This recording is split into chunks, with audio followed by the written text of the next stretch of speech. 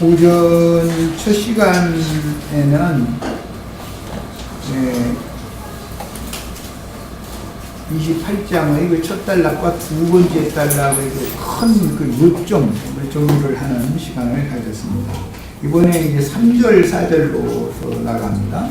전능하신 하나님이 네게 복을 주어 네가 생육하고 번성하게 하여 네가 여러 족속을 이루게 하시고 아브라함에게 허락하신 복을 네게 주시되 너와 너와 함께 네 자손에게도 주사 하나님이 아브라함에게 주신 땅 곧 네가 거류하는 땅을 네가 차지하게 하시기를 원하노라. 여기 땅을 차지하는 얘기가 창세기 1장 28절에서부터 계속해서 성경에 이제 땅을 차지하는 얘기가 나왔고, 예수님이 구속을 이루신 후에 그 영이 되셔가지고 제자들에게 임하신 다음에 제자들을 파송하실 때 땅 끝까지 이르러 내 증인들이 되어져라 표현을 이렇게 하셨어요. 그러니까 이 말은 지구상의 모든 인류가 사는 곳 끝까지 천국 복음을 전파를 해서 사람들을 얻어서 주님의 배필이 되게 해라. 그것이 땅을 정복하는 것이죠, 사실은. 그 다음에 이제 땅을 정복할 뿐 아니라 이제 모든 생물을 다스려라 그랬는데, 그 모든 생물이라는 것은 구약 시대에 하나님의 영광 보좌를 수직하는 천사들은 그룹들이라고 그러죠. 그 그룹들을 대신하는 것은 땅의 사방의 모든 생물들이 구속을 받아서 사람 천사들이 되어지면 이제 계시록에서는 네 생물이 되는 거예요. 그러니까 그룹 천사들의 그 하나님을 영원히 찬송하고 찬양하고 하나님의 영광 보좌를 수직하는 직무를 사람 천사들이 구속받은 모든 생물들이 이제 수행하게 된다. 이제 그것을 알 수가 있어요. 이것이 하나님의 영원하신 뜻이에요. 자, 본문에서 중심이 되는 주제인 땅을 유업으로 받는 문제는 성경의 약속의 땅이라고 하는 것은 새하늘과 새 땅을 염두에 두는 말이기 때문에 이사야 62장을 일단 읽고 말씀을 나가도록 하겠습니다. 이사야 62장을 다 같이 펴봅니다.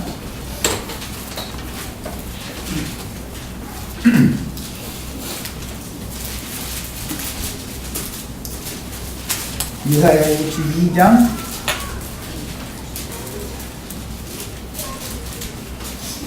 1절부터 5절까지 읽겠습니다. 나는 시온의 의가 빛같이 예루살렘의 구원이 횃불같이 나타나도록 시온을 위하여 잠잠하지 아니하며. 이 말은 성령이 교회들에게 말씀하시는 것, 성령과 신부가 말씀하시는 것이 최종 말씀이에요. 하나님은 계속 말씀하신다, 지금 그 말이에요. 그러려면 당연히 그 계시를 받은 하나님의 종 선지자들을 보내야 되는 얘기죠. 잠잠하지 않고 계속 말씀하시려면 예루살렘을 위하여 쉬지 아니할 것이죠. 그래서 이게 예언입니다. 하나님이 계속 말씀하시는 것은 실제는 예루살렘을 위해서 말씀하시는 것이다 라는 걸 알 수가 있고, 이런 개념 때문에 이스라엘 사람들은 예루살렘의 구속을 그렇게 기다렸어요. 누가복음에 보면 예루살렘의 구속을 기다리는 사람들 얘기가 나오죠. 시므온이라든지 80년 동안인가 얼마 동안 성전에서 섬겼던 그 안나라고 하는 과부 이야기가 나오죠. 그런 분들이 모두 예루살렘의 속량점을 고대하고 기다렸다는 거잖아요. 이게 이스라엘의 신앙이었어요. 예루살렘이 회복된다라는 것은 이스라엘 나라가 회복되는 것과 같은 일이죠. 이스라엘 나라의 그 도시 성읍, 머리 성읍이니까. 이방 나라들이 네 공의를 왕이 다윗 영광을 볼 것이요 너는 여호와의 입으로 정하실 새 이름으로 일컫는다. 그래서 새 예루살렘 얘기가 나온 거예요. 예루살렘이 다시 회복이 되어지면 새 예루살렘이 되는 것이죠.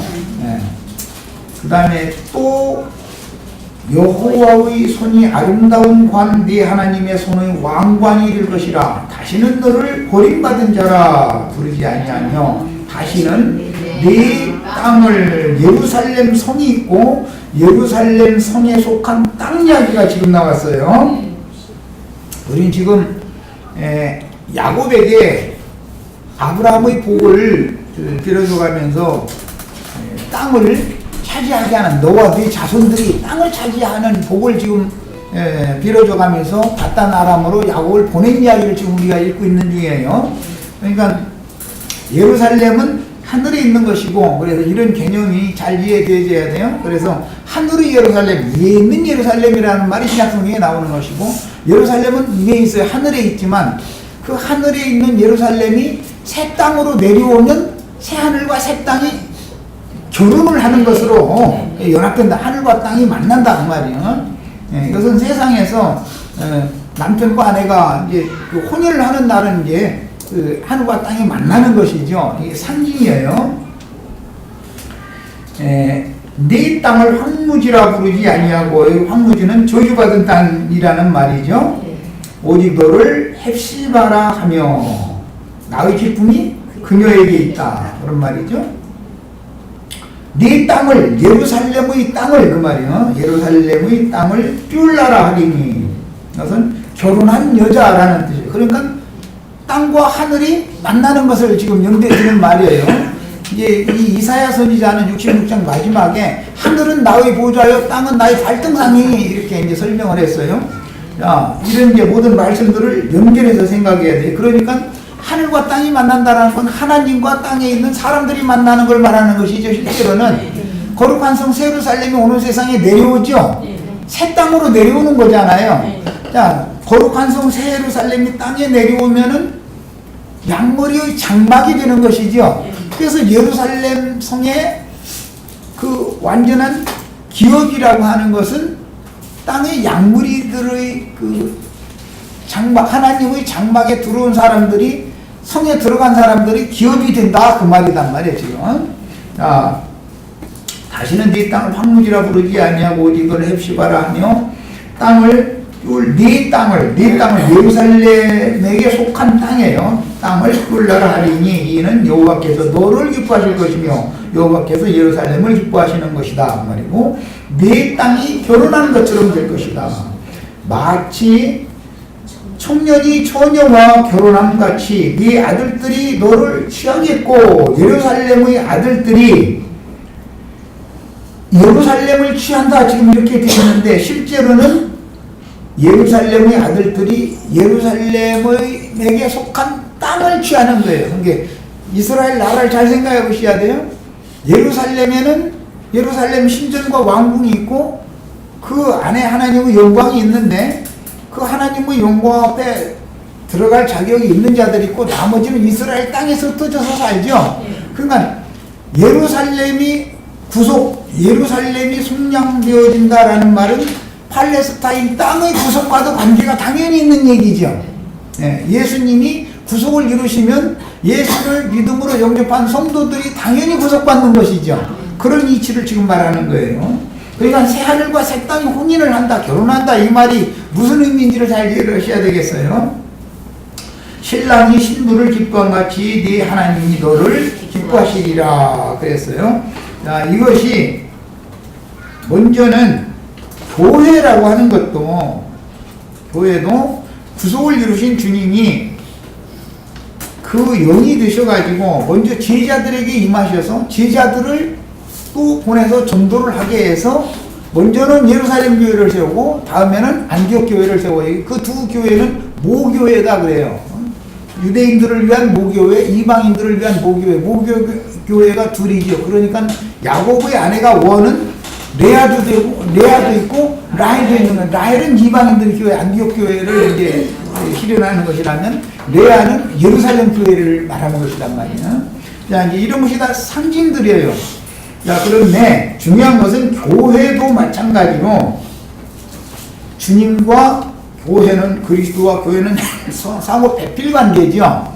교회 추수가 완성되어지면 추수꾼들을 통해서 추수된 올 익은 곡식들이 신부의 성에 들어가죠. 신부의 성은 하늘에 있는 성이죠. 그래서 하늘의 장자교회라는 것이 이렇게 중요한 문제다 이 말이에요. 내가 이걸 지금 계속 강조하는 거예요. 오는 세상을 기업으로 상속받을 자들은 하늘의 장자교회를 말하는 것이다 이 말이에요. 그러니까 거룩한 성 새 예루살렘에 몸의 구속을 받아서 들어간 성도들이 그리스도의 성령과 함께 연합되어져서 오는 세상에 내려오면은 이제는 사람들이 그 하나님의 장막에 들어가는데 그들이 오른편 양무리들이지요. 야, 이 사람들이 말하자면 예루살렘의 아들들의 기업이다 그 말이야. 오늘 우리 교회는 앞선 믿음의 증인들의 기업이죠. 주님의 기업이 교회다. 교회의 기업은 그리스도다. 이 말은 너무 교리적인 말인 거예요. 주관적으로는 주의 영을 받은 앞선 믿음의 증인들의 기업이 교회란 말이야. 주님이 혼자 와서 혼인을 하는 것이 아니죠. 그 영을 받은 선지자들이 영의 하나님이기 때문에 그 영을 받은 믿음의 증인들이 오셔서 우리와 지금 이게 하늘과 땅이 연합되는 관계단 말이야. 그런데 이제 여기서 차이가 있는 것은 그리스도는 생명의 주인이기 때문에 사람의 심령과 안으로 내적으로 들어오시는 면을 다루는 것이고, 주님과 함께 내려온 성도들은 성령이 임할 때 보면 120명의 성도들 위에 있었었다 이렇게 돼 있죠. 위에 있죠. 그러니까 속에 들어오는 것은 생명이신 그리스도고, 그 생명을 받아서 온전케 된 의인의 영들은 교회의 장막 덮개 노릇을 한다 그 말, 위에 있는 것이다 그 말이야. 그러니까 이런 양면을 잘 아셔야 돼요. 남편을 만나도 남편은 이제 실제적으로 연합을 하는 것은 이 사람이 아내 속에 들어가는 것은 하나의 표상적인 표현인 것이지, 실제로는 남편의 생명과 아내의 생명이 생명끼리 연합을 하는 것이잖아요. 그래야 안에 들어갈 수가 있는 것이지, 이런 양면을 잘 이해를 하셔야 돼요. 실제로 생명의식을 심는 건 안에다가 심는 것이지 밖에다 심는 건 아니잖아요. 밖은 그런 거할 수 있는 거처의 역할을 해주는 것이지, 우리 몸이라고 하는 것은 내 영혼이 거할 수 있는 거처의 역할을 해주는 것이지, 내 속에 영적 생명이 되는 것은 주님이나 들어올 수 있는 것이잖아요. 내가 지금 하는 말, 이중적인 말, 뭔 말인지 충분히 이해하셨죠? 예. 이런 성경이 말하고자 하는 개념을 아셔야 돼요. 개념을. 아까 그래서 레위기 월경 중의 여자와 부합을 하는 경우는 이스라엘에서 끊어진다 그랬을 때, 그럼 왜 그러느냐? 네 아내의 생명의 근본을 다 들춰낸 거기 때문에 끊어진다 그런 거란 말이야. 그럼 성경이 말하고자 하는 의도가 뭐냐? 하나님의 말씀을 맡아서 보냄을 받은 종 선지자들이 전도를 해서 사람을 얻으면 정죄의 직분을 하라는 게 아니죠. 사람들이 약점을 들춰내고 그것을 까발리고 그러는 게 목회의 목적이 그게 아니잖아요. 그럴 수밖에 없는 우리 연약한 사람이라도 그리스도의 피의 구속을 통해서 우리는 다 사면을 받을 수 있다. 그리스도의 은혜로 다 덮임을 받아야 된다는 것을 전도를 해야지 들춰내면 안 되죠. 자기 부인 관계인데 그게. 이해하셨죠? 네. 자, 이제 더 나가겠습니다. 성경의 이런 큰 윤과 맥락을 일단은 알고, 창세기를 모르면 성경이 말하는 의도를 알기가 어려워요.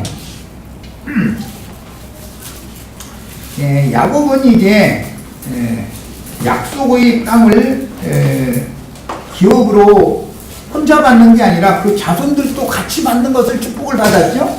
너와 네 자손들이 함께 이 땅을 기업으로 받는 것을 이제 축복을 받았는데, 약속의 땅이라는 것은 예수 그리스도를 말한다 이거예요. 기업이라는 것은 그리스도 안으로 우리 믿는 이들이, 네가 그날에는 네가 내 안에 내가 네 안에, 서로 상호. 부부가 혼인을 하면은 처녀 총각 때는 부부 관계를 예정을 한 상태지만 혼인을 해서 가정을 이루고 살면은 이제 서로 아내, 상호 아내가 하게 되죠.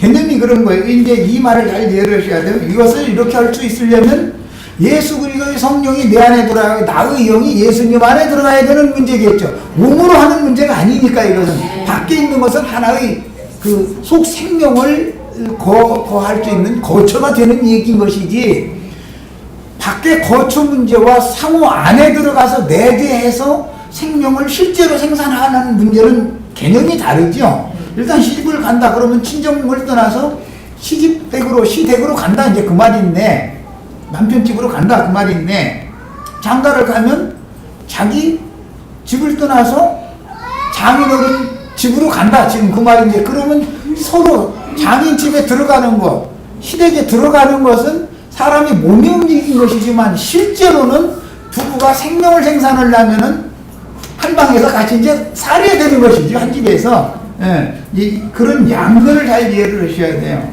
성경이 오순절 성령이 임하는 것과 부활하시던 날 저녁에 제자들에게 오셔서 숨을 내쉬며 가라사대 성령을 받으라 했던 그 문제와 오순절 성령이 위에 머무르는 그 문제는 다르죠.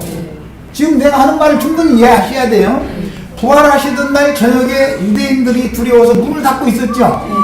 주님이 갑자기 가운데 나타나가지고 숨을 불어넣어줬단 말이에요. 이것은 아담에게 넣어줬던 그 숨은 육신의 숨이지만 부활하신 예수님이 새로 넣어준 숨은 죽지 않는 영원한 호흡이잖아요. 숨이잖아요.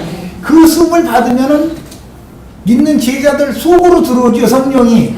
그 문제와 그 후로 50일이 더 지난 다음에 오순절 때 120명의 성도들에게 성령이 그들 위에 머물러 있는 문제는 다르다 이 말이야. 이해하셨죠? 네. 생명을 먼저 얻고 그 다음에 집을 짓는 거예요. 이렇게 돼 있어요, 구조가. 이런 것은 그 성경을 아는 기본적인 거예요, 신앙이 커. 이런 것이 불분명할 때, 지난번에 우리 어떤 지체들 중에 어떤 분들이 나영재님 속에는 워치만리가 있고 이트리스리가 있다 그래서 그게 아니다. 그분들은 교회를 세운 믿음의 선진들이고 내 속에는 그리스도가 들어와 계셔야만 맞는 것이다 이걸 이해했는데 그 말이 좀 이해들이 잘 안 된 것 같아요. 우리 실제 삶에서도 보면 알 수 있죠. 결혼하면 남편과 아내가 몸이 만나지만 실제로 사모 아내가 하는 것은 또 다른 문제죠. 이것을 잘 아셔야 돼요. 어른들이만 충분히 다 말을 알아들었겠군요. 그 다음에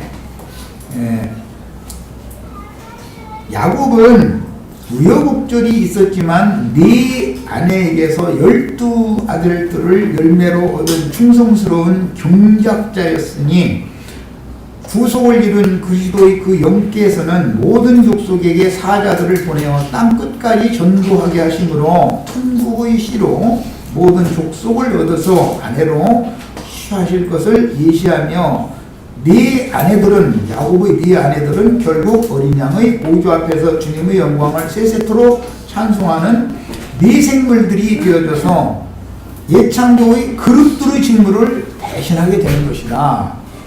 그 다음에 네 아내는 온 땅의 모든 구속받은 성도들에 대한 비유로서 온 땅의 모든 사람들 중에 회개하고 복음을 믿은 사람들을 얻어서 그리스도의 배필인 교회로 세우실 것을 우선은 상징하는 것이고, 그 다음에는 거룩한 성에 올리은 곡식들을 다 추수에 데리고 들어간 다음에 성과 함께 새 땅으로 내려오면 새 땅에 하나님의 장막이 다시 세워지는데 그 장막 안에 하나님의 장막 안에는 사람들이 그 안에 함께 거한다. 계시록 21장 이렇게 되어 있죠.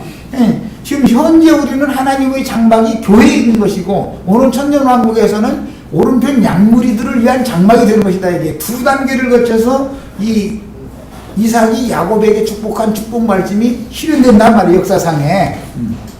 자, 그 다음에 야곱의 네 아내들은 영적으로는 하나님의 보좌 앞에 있는 온 땅에서 구속받은 신자들의 교회와 천국 실현인 신부와 영세의 아내로 완성되므로 결국 온 땅의 사방에서 얻은 그리스도의 사람들은 네 생물의 대표인 사람 천사들이 되어 세세토록 주님을 섬기는 24장로들로 앞에는 나오지만 이제 뒤에 완성에 가서는 예루살렘 성의 기초석은 12사도 이름이 기록되었고 그 다음에 성에 들어가는 12진주군들은 12지파 이름이 기록이 된다 그랬죠. 이 둘이 합쳐져서 이제 24장로를 또 실현하는 거예요.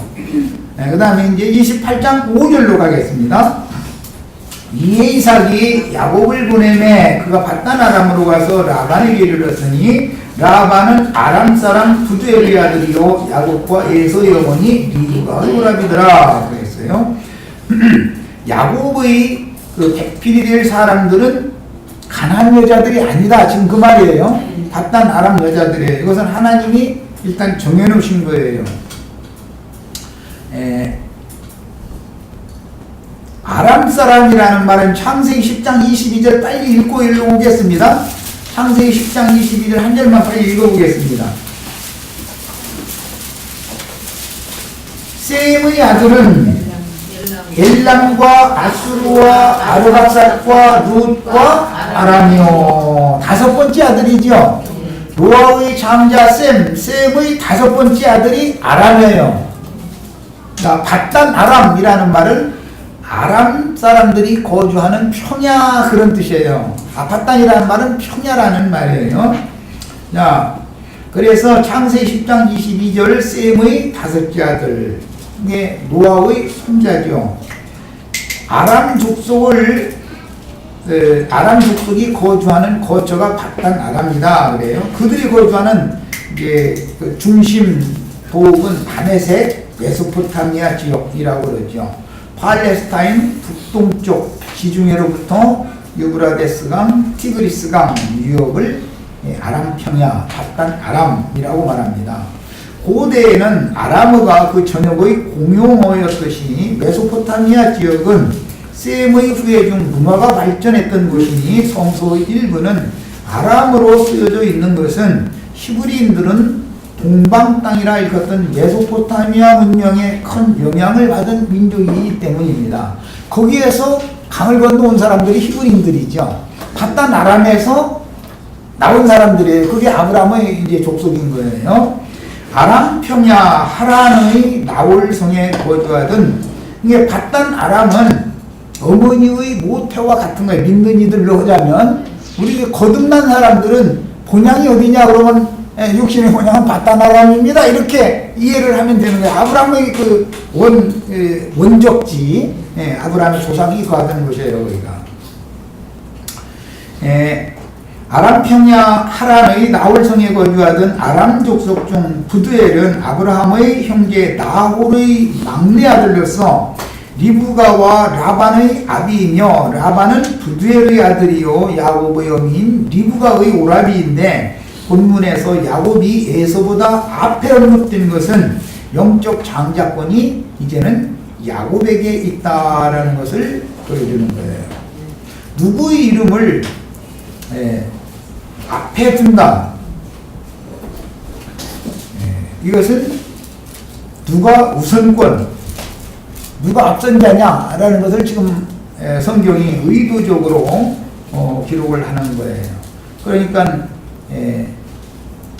야곱과 에서의 어머니라고, 뭐는 에서와 야곱의 어머니 이렇게 표현을 해야 되잖아요. 5절 학원부에 보면 부두엘의 아들이요 야곱과 에서의 어머니 이렇게 말해놨죠. 육신대로 하자면 에서와 야곱의 어머니라고 해 맞잖아요. 그런데 왜 이름의 순서가 바꿔졌냐 말이에요. 이것은 장자권이 이제 에서가 장자권이 아니고 야곱이 장자권이다 라는, 야곱이 장자다라는 것을 성경이 의도적으로 지금 말하고 있다 이 말이에요. 그게 성경이라는 것을 이렇게 자세히 읽어야 돼요. 누구 이름이 왜 갑자기 앞으로 나왔지 이것도 읽어야 돼요. 이제 신약 성경을 읽다 보면 사도행전 13장에서 15장 사이에 보면 바나바와 사울을 따로 세워가지고 전도를 하게 했는데 뒤에 사울이 바울이 된 이후로는 바울과 바나바라고 이름이 딱 바꿔지죠. 순서가. 그런 것은 누가 우선권이 있다? 바울이 바나바보다 하나님이 관점에서 볼 때 앞선자다 그 말이에요. 예를 들어서 세례 요한이 앞에 왔고 예수님이 뒤에 왔어요. 그러지만 실제 영적으로는 요한이 예수님을 소개하면서 그분이 나보다 앞선자다 이렇게 말하죠. 그게 예수님 이름 다음에 요한이 들어가야지. 이제 그 다음부터는 예수님 사역을 시작하면 이런 것과 같은 거예요. 장자권이 이렇게 바꿔진단 말이에요. 성경에서는 그러니까 어떤 이름을 형의 이름 앞에다가 동생의 이름을 두면 아 지금부터는 장자권이 뒤집어졌구나 이것을 암시한다는 걸 아셔야 되겠어요. 그 다음에 본문에서 살펴볼 것은 어떤 용언을 어떤 사역자에게 붙이는 것은 전적으로 하나님의 주권이다라는 이 문제를 참 이건 굉장히 중요한 말이지 하는 거예요. 우리 형제 자매님들은 나는 몇 년도 몇 월 며칠 날부터는 나도한 형제가 사역하는 데 가서 말씀을 듣겠다고 계획되었거나 기도해 본 적은 없죠. 나도한 형제라는 사람은 어디서 어떻게 살고 있는 건 알았어요? 그것도 모르죠. 그런 사람이 없어요. 계획대로 태어나는 사람은 하나도 없는 거고 다 그냥 처음에는 뭣도 모르고 장로교인지 뭐 침례교인지 그런 것도 모르고 그냥 전도를 받으니까 그냥 어떤 예배당에 가서 생활을 한 거예요.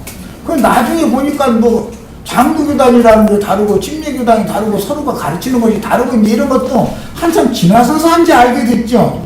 그리고 또 한참 생활하다 보니까 목사님 설교하고 성경하고 안 맞는 부분이 더러 있네 이런 것도 자꾸 나중에 알게 되고 그래서 자꾸 어떻게 하다가 보니까 이렇게 이제 나랑 만나서 이제 말씀을 나누게 된 거예요. 자, 이런 것은 실제로 아담이 하와를 아내로 취하게 된 것은 아담이 하와라는 여자를 내 아내로 취하겠다고 계산된 게 아니죠. 하나님이 하와를 지어가지고 아담에게로 이끄셨다 이렇게 돼 있죠. 중매자가 실제로는 누구예요? 하나님이라는 것을 믿으셔야 돼요. 그래서 세상에서도 우리 형제 자매님들이 이혼을 해주신다고 나한테 질문하지 말아라.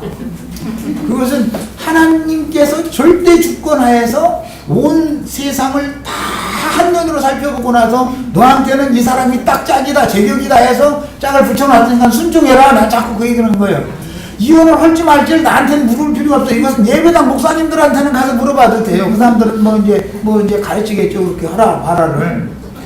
그러나 이것은 나한테는 물어볼 필요도 없는 문제예요. 기본을 알아야 돼. 하나님이 중매를 하신 거예요. 하나님이. 그럼 여기 순종해야 되는 거예요. 하나님의 명령에 불순종하면 지금 에서와 같이 불행이 오게 돼 있다 이거예요. 에서의 아내들이 편치 않다 이거예요 지금. 부모님의 뜻을 거슬려 버린 거예요. 그래서 그런 결과가 오는 거예요. 하나님은 질서의 하나님인 것을 꼭 믿으셔야 되겠어요. 하나님은 육신적으로 보자면 지금 리브가는 꼬부랑 할머니고 야곱은 지금 40세 그냥 간 넘었으니 뭐 그냥 팔팔 나는 상태인데 자 에서가 40세면 야곱도 40세죠 여기는. 자 그런데 에서의 아내들이 힘으로 육신적인 힘으로 하자면 리브가 머리끄댕이 잡고 벽에다 부딪혀버리면 그거는 말이지 뭐 그게. 그런데 그렇게를 왜 못해요? 하나님이 생명의 질서를 이 계대의 순서를 하나님이 정해놨기 때문에 꼼짝 못하는 것이지요.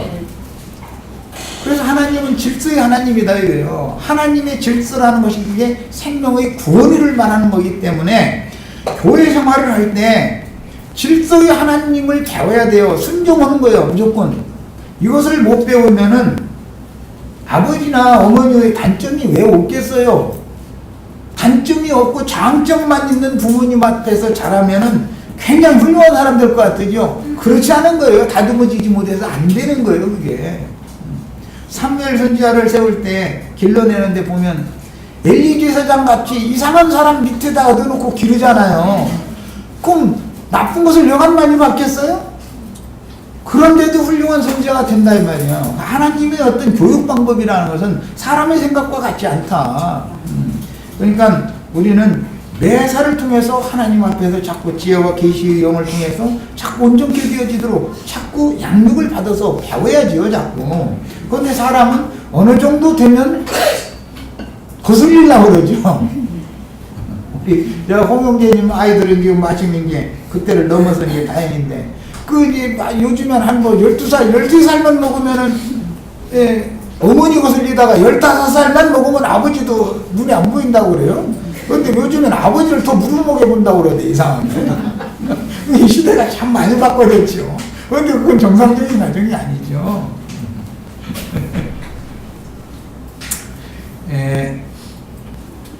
교회를 깔본다든지 하늘의 하나님 아버지 예수 그리스도의 성령의 배필이 교회인 것인데 주의 성령을 얕본다든지 성령의 명령을 어긴다든지 이렇게 하면은 자기 영혼에 유익이 없다 이거예요. 무슨 유익이 있겠어 그게. 부모를 거슬리고야. 그러니까 뭐 부모 얘기 나오니까 내 부모를 공경하라 그래야 하면 땅에서 장수하는 뭐 축복을 받는다 그러니까 사람들이 이제 세상에서도 부모님을 공경을 해야 되는 건 너무 당연한 것이죠. 이것은 영적으로 하늘에 계신 하늘 보좌에 계신 주님과 주님의 필인 땅의 교회를 순종하고 복종해야 된다. 이런 것을 말하는 거예요. 그 다음에 어떤 사역자에게 어떤 양도를 붙이는 것이 하나님의 절대 주권에 있기 때문에 결과적으로는 어느 교회에 보냄을 받은 어떤 사자에게 무엇을 가르침받느냐 하는 문제는 그 사자에게 계시된 이상을 따라서 그 교회 생활을 할 수밖에 없죠. 장로교단 생활을 하면은 왜 그러는 거예요? 그 장로교단의 영을 받았기 때문에 그 사자가 그걸 가르치니까 그 생활을 하는 거예요. 자, 그 다음에 결국은 그 결과는 사후에 어떤 기업을 상속받을 것인지와 당연히 관계가 되어 있는 것이다. 그 말이에요. 오늘 우리의 최후 기업은 어린 양의 신부인 거룩한 성 새 예루살렘에 들어가는 것이고 새 이름으로 일컬음을 받은 예루살렘 성이 낳은 아들들인 중매자들은 신부 성인 새 예루살렘에게 속한 새 땅과 혼인함으로 여호와께서 기뻐하실 것이요 청년이 처녀를 취하는 것과 같이 네 하나님이 곧 예루살렘을 기뻐하실 것이라고 하셨으니 새 하늘에서 새 땅으로 내려온 신부성은 주의 장막에 들어와서 주와 함께 거할 양무리의 거처가 되는 것입니다. 이 문제는 계시록에서 지금 마침 이제 이런 문제를 나누고 있는데 땅의 왕족들이라고 하는 사람들은 현세의 음녀의 일곱 머리들 땅의 왕족들에게서는 그 본위를 빼앗아가지고 인마진 이스라엘 12지파에게 그 본위를 준다 지금 그 말이잖아요. 이런 것을 잘 이해를 하시면 되겠어요. 그 다음에 하늘의 예루살렘 성에 들어갈 자들의 수가 차면 신부 아내성은 새 땅에 내려올 것이며 하나님의 장막이 사람들과 함께 있을 것이라고 하셨으니 오늘 우리는 하늘에 있는 하나님의 참 장막 안에 우리 영혼이 들어와 있죠. 그러나 육신의 몸은 아직 벗어나지 있어. 완성에 들어가지를 못했잖아요.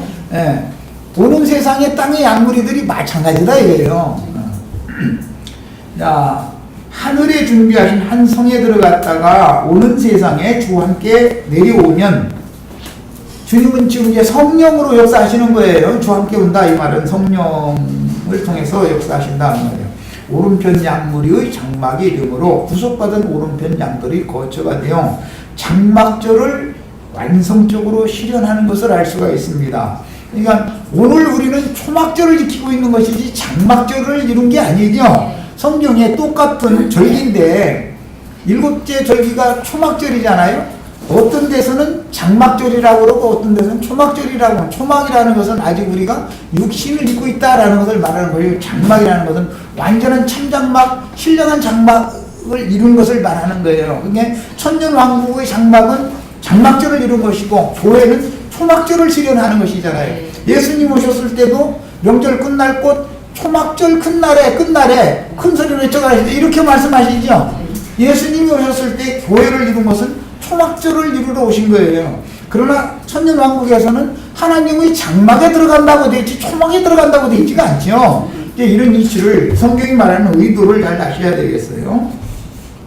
요한복음 10장에서 보듯이 주님의 양은 주님의 음성을 분별하며 따를 것이고 세상에 속한 자들은 세상의 말을 듣고 따를 것이니 여기에서 하나님의 복받은 사람 야곱의 아내가 되는 문제는 인자로 오셔서 구속을 이룬 후에 그 영으로 재림하신 그리스도의 배필이 이르는 것을 상징하며 어떤 교회 생활을 통해서 어떤 힘을 어디까지 드릴 것이냐 하는 문제는 다 각각 교회들마다 다르다. 그것은 교회들을 인도하는 교회에게 보낸 일곱 교회들에게 보낸 사자들이 어떤 계시와 이상을 받느냐와 당연히 관계가 있다 이 말이에요. 세상에서도 남편이 훌륭한 사람이면 아내와 그 가족이 다 편안하게 먹고 살죠. 남편이 고생하면 아내와 그 가족은 따라서 고생하죠. 늘 마찬가지예요. 세상 다 똑같은 거예요. 자, 그래서 우리는 야곱의 네 아내는 신약의 7교회 중 낮은 4교회와 상응하는데 교회 시대의 종결기에 4종류의 교회는 함께 추수를 종결하고 새하늘과 새 땅에서 천년 기간의 왕국을 두아디라, 사데, 빌라델피아, 라오디게아 이게 이제 4교회죠. 이게 이 4교회는 주님의 재림을 종결할 때, 즉 거룩한 성이 내려올 때 살아서 맞을 자들이 있는 교회들이다 이거예요. 그러나 4교회들 중에서 기왕이면 라헬 교회를 하는 게 더 좋다 그 말이야. 그 다음에 이번에 이제 28장 두 번째 달락으로 들어갑니다. 오늘 시간이 없어도 이걸 다 못 올 것 같아서 자료를 점심시간에 해서 찍어드릴 거니까 집에 가셔서 꼭 다 읽어보시기를 바라요. 28장 6절로 8절 에서가 본즉 이삭이 야곱에게 축복하고 그를 바단 아람으로 보내어 거기서 아내를 취하게 하였고 또 그에게 축복하고 명하기를 너는 가나안 사람의 딸들 중에서 아내를 취하지 말라 하였고 또 야곱이 부모의 명을 쫓아 바단 아람으로 갔으며 에서가 또 본즉 가나안 사람의 딸들이 그 아비 이삭을 기쁘게 못하는지라. 가나안 사람의 딸들은 자기 어머니하고만 부딪히는 게 아니라 아버지하고도 영 안 맞더라는 거예요. 이제 보니까 에서의 세 여자들은 세속의 육신에 있는 자들로 세울 세속 교회들을 상징하므로 이제 이 사람들을 신약의 용어로 하자면 자칭 유대인들이라 하나 사탄의 회다 이렇게 이제 표현이 됐는데 당연히 하나님 아버지를 기쁘시게 할 수가 없는데 주님이 예루살렘에 세운 최초의 교회를 상징하는 리브가와는 신앙의 근본이 다르기 때문이며 더구나 이방인들을 위한 모교회를 상징하는 안디옥 교회와도 그 신앙의 근본이 가나안 여자들은 신앙의 근본이 다르다. 근본이 중요한 건 뭐든지 근본이 중요한 거예요. 뭐 세상에서도 이제 막 좀 안 좋은 막 심한 말을 할 때는 사람이 막 무슨 하여튼 못된 종자에서 났다고 막 이렇게 말하죠. 종자 얘기를 자꾸 했었죠. 그럼 왜 그러냐? 근본이 자기 마음에 안 든다는 말을 할 때 이제 욕설을 할 때 그렇게 표현하죠. 에서의 세 여자들은 세속의 육신에 있는 자들로 세워질 교회들을 상징하므로 당연히 하나님 아버지를 기쁘시게 할 수가 없습니다. 그 다음에 본문에서 본죽, 에서가 본죽이라고 그랬는데 또 본죽이라는 용어는 그건 깜짝 놀라서 전혀 그렇게 생각하지 않고 있는데 그게 아니었었네 이렇게 하는 그런 표현인 거예요. 그래서 이제 그 신약 용어에서는 보라 뭐시로다 이렇게 할 때 그 보라라고도 번역을 했죠. 그런 단어입니다. 아비 이삭의 뜻을 헤아리지 않고 들 사냥만 많이 하면 그 아버지가 기뻐하리라고 생각하고 가나안 여인들을 부모의 허락도 없이 취하여 아내 삼은 것이 지금 문제가 되었다라는 이런 것을 이제야 퍼뜩 깨달았다 그런 뜻이에요. 지금까지 이게 무관심하고 살았던 것이지 에서는. 그런데 장자의 복을 동생에게 빌어줄 때는 간교하게 네 아우가 와서 네 복을 뺏어가 치 들어갔다 이렇게 말하는 건 아주 안 좋게 야곱을 받잖아요. 그러든지 지금 28장에 와가지고는 야곱한테 오히려 축복을 하잖아요. 그러니까 이제서 정신 퍼뜩 난 것이죠. 말하자면 상황이 그런 거예요. 아비 이삭의 그 뜻을 헤아리지 않고 들사냥만 많이 하면 그 아비가 기뻐하리라 생각하고 가나안 여인들을 허락도 없이 취하여 아내 삼은 것이 문제라는 사실을 새로운 차원에서 생각해보게 되었다라는 뜻인데 천국 비유로 대비한다면 에서의 아내들은 들사냥에서 잡은 들짐승으로 상징이 되며 이것은 좋은 맛이 아니다. 이게 에서의 그 아내들 이야기는 창세기 저 뒤에 26장을 먼저 가서 보고 오겠습니다. 26장 34절 35절입니다. 자, 34절 35절. 예서가 40세에 헷족속 부에리의 딸 유딧이라는 말은 유대인이라는 말이에요. 유대인. 그런데 사실은 가나안 사람이지 유대인이 아니죠. 그러니까 이 유딧은 자칭 유대인이지 참 유대인이 아니죠. 여기에서 로마서에 참 유대인 얘기가 나오고 자칭 유대인 얘기가 그래서 나오는 거예요. 계시록에 보면 자칭 유대인이라 하나 그렇지 않고 거짓말하는 자들이요. 사탄이 해라. 이 말이 이 유딧 실제로는 유대인이 아니면서 예서에게 시집을 갔는데 그 여자는 가나안 족속의 딸이에요. 그런데 이름을 유딧이라고 지어놨어요. 그 다음에 엘론의 딸 바스맛이라는 두 여자. 이 또 바스맛이라는 여자는 꾸민다. 이게 뭘 이게 치장한다. 이제 그런 의미를 갖고 있어요. 그러니까 참 꾸미고 치장하는 것은 여자가 자기 이제 그 뭐 좀 약한 부위를 화장을 조금 더 하죠. 좀 그런 얘기에 좀 설명하기가 좀 자기 조금 약한 부분은 화장을 조금 더 진하게 카바를 하잖아요. 그게 꾸미는 거잖아요. 이런 것은 이제 신약에서는 위선자들을 상징하는 거예요. 우리는 마음에 쓰면 속 사람을 단장해야지 겉사람을 단장하는 게 아니잖아요.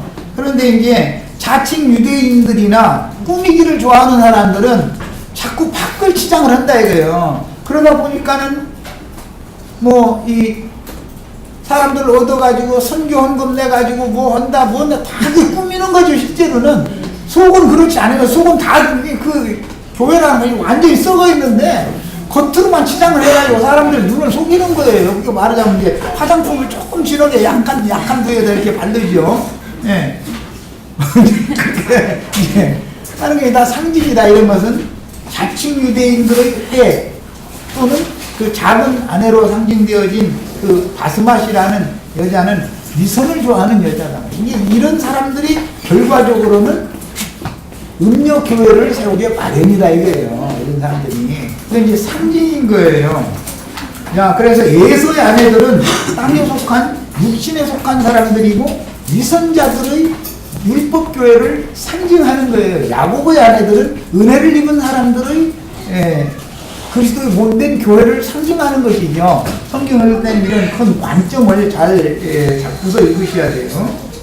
성경을 읽을 때는 이렇게 맥을 잡을 줄 아는 것이 제일 중요해. 하여튼 말하고자 하는 의도가 있다는 거예요. 성경이라는 것은. 자, 예서는 지금까지는 자기 아내들이 부모님과 갈등이 많다는 것을 무관심하게 여겼다가 이제야 시부모님과 며느리들의 관계가 나쁘면 조상께서 물려주시는 기업이 자기와 자식에게로 이어지지 않을 것이며 동생과 그 자식에게로 기업이 돌아갈 수가 있다는 사실을 새삼스럽게 지금 깨달은 거예요. 이것이 고매라고 그냥 우리 한글 번역에는 이것을 좀 잘 표현할 단어가 없으니까 이렇게 표현했는데 문득 깨달아졌다 그 말이요. 사실은. 그래서 그는 특히 어머니와 자기 아내들의 관계가 심각한 갈등을 하는 원인이 아내들의 신들이 부모님의 신 여호와와 다르기 때문이다. 중요한 것은 영이 달라서 그런다 이거예요. 며느리와 시어머니가 왜 이렇게 갈등이 심하냐? 정신세계가 다르다 이거예요. 사고 자체가 생각하는 게. 그래서 그래요. 그는 지금까지 어머니와 아내들 사이에 심각한 불화에 대하여 관심이 없었고 오직 불사냥에만 집착했으며 가나안 족속인 아내들과 영과 마음이 하나가 되어 그 부모님의 뜻을 무시하고 자신들의 뜻대로 혼인했고 그의 아내들은 시어머니에게 불순종함으로 가정이 불화했지만 문제를 해결하지 않고 들짐승 사냥에만 열중했으나 장자권을 상속해주는 문제에 있어서 늙고 연약한 여자지만 어머니의 힘이 얼마나 막강하다는 것을 너무 모르고 있었다. 질서의 하나님에 대해서 인식이 없었다 이거에서는. 자기 맘대로 자기가 육적 장자라고 해서 자기 어머니 아버지 뜻을 거슬리고 지가 장자가 될 수는 없죠. 아버지 어머니 손에 다 달려있는 문제지. 왜? 질서대로 하는 거니까 그렇다 이거예요. 근데 이것은 이제 오늘 이제 시간이 너무 많이 가서 다 하지 못했는데 이제 자료를 쫙 해드리겠어요. 이것은 결과적으로는 뭐냐면은 창세기 3장 15절에 여자와 뱀이 원수가 되고 뱀의 후손과 여자의 후손은 대대로 원수가 된다 그랬죠. 그 뱀의 후손인 가나안 여자들과 혼인한 에서의 자식들은 그리스도의 몸된 교회와 대대로 원수 사이가 되는 거예요. 그래서 시어머니와 며느리가 불화하는 얘기가 예수님도 증거를 했었었죠. 그럼 뭘 상징하는 거예요? 교회가 반역자들의 교회 중에 반역자들이 나타난다 이거예요. 그 발뒤꿈치를 무는 자들이 누가 그런 자들을 낳을 거냐, 큰 자들을 누가 낳을 거냐 이 말이에요. 이것은 가난한 여자들, 그 다음에 에서의 세 아내들은 당연히 큰 자들을 낳고 그들은 메시아의 발꿈치를 들어서 떨어뜨리는 역할을 하는데 그것이 계시록 끝까지 계속 육적인 세상 교회와 영적인 그리스도의 교회는 대대로 원수지간이다 이거예요. 왜? 그들이 낳는 사역자들도 서로 다른 영을 가지고 다른 걸 가르치다 보니 부딪힐 수밖에 없는 거예요. 이 예언이 앞으로 계속 이어지는 겁니다. 둘째 시간 여기까지 해서 마칩니다.